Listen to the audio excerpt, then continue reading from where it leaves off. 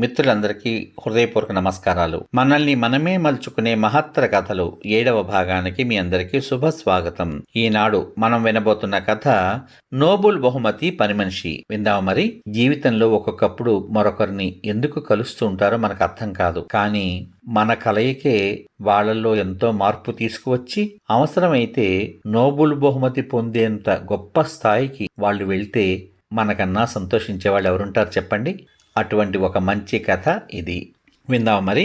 మాసాచుసెట్స్ లోని ట్యూక్స్బరీ ఇన్స్టిట్యూట్ పేదలకు, అనారోగ్యంతో ఉన్న వాళ్ళకి నివాసంగా ప్రసిద్ధి చెందింది.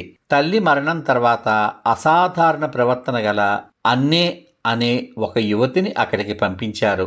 ఎందుకంటే ఆమె ప్రవర్తన చాలా మొండిగా, ఎవరూ సరిదిద్దలేనిదిగా ఉండడం వల్ల ఆమె అందరినీ కొరుకుతుంది, అరుస్తుంది, తన ఆహారాన్ని విసిరేస్తుంది. వైద్యులు, నర్సులు కూడా ఆమెను సరిగ్గా పరీక్షించలేకపోయేవారు. వాళ్ళు దగ్గరికి రావడానికి ప్రయత్నించినప్పుడు ఆమె వాళ్లపై ఉమ్మివేసి రక్కేది. ఈ కారణంగా ఆమెను తరచుగా భవనపు పురాతన విభాగంలోని అడుగున ఒక చిన్న జైలు గదిలో ఒక బోనులో పెట్టారు. ఇదంతా గమనించిన అక్కడ పనిచేసే ఒక వృద్ధురాలికి ఆ చిన్నారి పట్ల చాలా జాలి కలిగింది. ఆమె తరచూ తనలో తాను ఇలా అనుకునేది, అయ్యయ్యో, అలా పంజరంలో బంధించబడి ఉండడం నాకైతే అస్సలు ఖచ్చితంగా ఇష్టమే ఉండదు అని అనుకునేది. ఆమె అన్నేకు సహాయం చెయ్యాలి అని అనుకుంది. కానీ ఎలా చెయ్యాలో, ఏం చెయ్యాలో తెలియలేదు.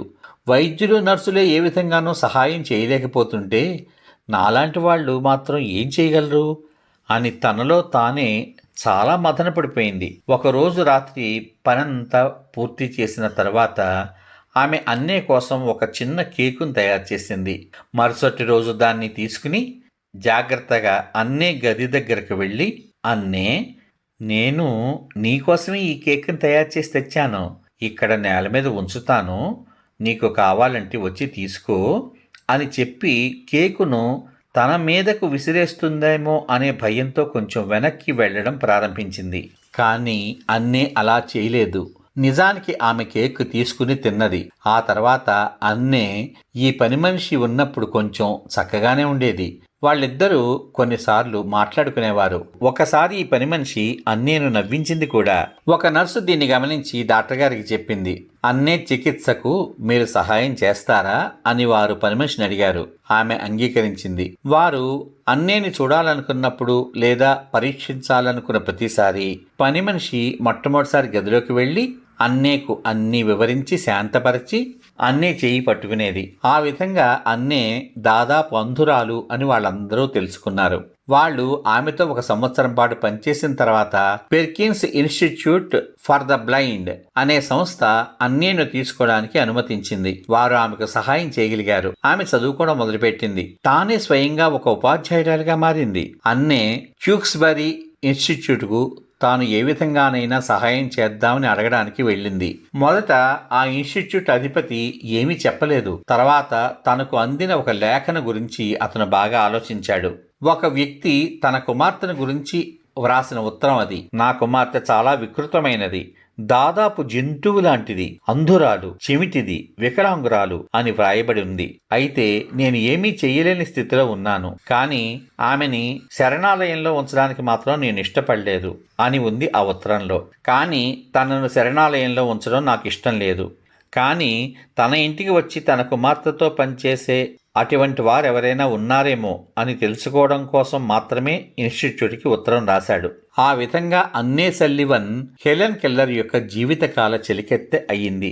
హెలెన్ కెల్లర్ నోబెల్ బహుమతికి ఎంపిక చేయబడినప్పుడు ఆమె జీవితంలో అత్యంత ప్రభావం చూపించిన వాళ్ళు ఎవరు అని అడిగినప్పుడు దానికి ఆమె అన్నే సల్లివన్ అని చెప్పింది.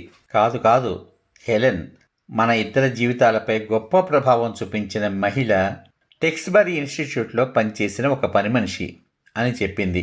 ఏ మనిషి అయినా సరే నా లాంటి వాళ్ళు ఏం చేయగలరు అని ఒక వ్యక్తి అడిగినప్పుడు చరిత్రే మారిపోతుంది. అయితే ఎదుటి వ్యక్తి పట్ల దయతో చేసిన చిన్న పని కూడా మానవజాతి అంతటికీ శాశ్వతమైన ప్రభావాన్ని చూపిస్తుంది. చూసారా, ఒక చిన్న పని మనిషి దయార్ద్ర గుణం వలన జీవితంలో దేనికి పనికిరాని, ఎందుకు కొరగాని అంధురాలైన ఒక వ్యక్తి నోబెల్ బహుమతి గ్రహీత స్థాయికి ఎదగగలిగిందంటే ఎంత గొప్ప విషయమో. కాబట్టి నిస్సహాయులకు మనం ఎంతవరకు సాయం చేయగలిగితే అది మన జీవితానికి అంత సహాయం చేస్తుంది అని చెప్పక తప్పదు.